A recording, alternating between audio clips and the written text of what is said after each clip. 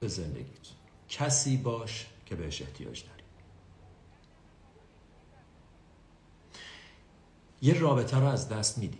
کسی باش که بهش احتیاج داری. تو به کی احتیاج داری تو اون شرایط؟ آیا به کسی احتیاج داری که مدام بهت بگه وای اصلا معلوم نیست دیگه کسی رو پیدا کنی، چقدر اشتباه کردی، چقدر بیچاره شدیم، حالا تنهایی چیکار کنی، حالا قصه باید بخورم، آقا بیچاره شدم دیگه کسی نمیخواد، تو سن 40 سالگی حالا تازه من شروع کنم به اون رابطه، چرا من نمیتونم تو هیچ رابطه‌ای موفق باشم؟ تقصیر اون بود همه کارا رو خرج زدم، مگه نمیبینی چیکار کرد، بیچاره‌ام کرد، دیوونه‌ام کرد.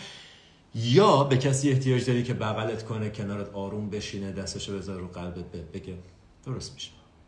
تجربه است، یادگیریه، فرصته، تمرینه.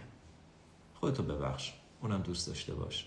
دلیل داشت اومد تو زندگیت، دلیل داشت از زندگیت رفت. همه چیز همیشه به نفع تو رقم میخوره. به اولین فرد بیشتر احتیاج داری به نفر دوم.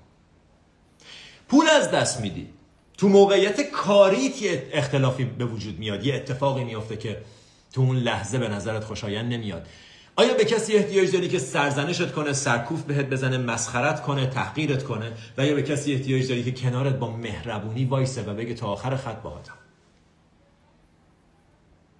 به کی احتیاج داری؟ کسی باش که بهش احتیاج داری. یه بار دیگه، کسی باش که بهش احتیاج داری.